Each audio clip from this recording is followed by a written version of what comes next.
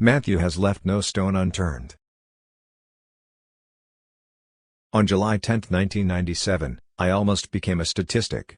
Fear, anger, and the total shock sent skyrocketing. That was the day I found out I had prostate cancer. The news came after a visit to my doctor for a routine checkup. After doing a digital rectal examination, DRE, he threw my file. A few moments later, he looked up from the file and curiously asked, "What have you done about your prostate cancer?"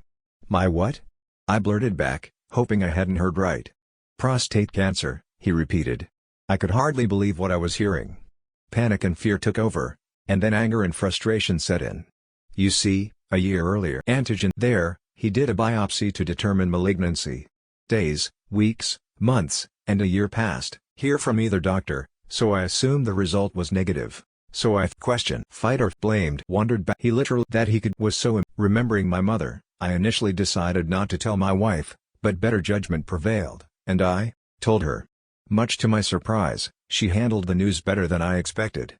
That gave me strength. I decided at the time not to take conventional treatment. I was going to change my diet and continue with my life, but things didn't work out that way. From there, everything went downhill, or so I thought. That very week, my employer informed me that my job was about to become redundant. As if prostate cancer were not enough, I was now facing unemployment. A blister broke on my hand and began spreading to about the size of a quarter, and other small ones came out on my fingers. In my mind, I thought the cancer was spreading. Another PSA test came back with a higher reading. 6 seemed to be lacking. Body many years ago when I was first diagnosed with diabetes was now inadequate. During this time, my life took on new meaning.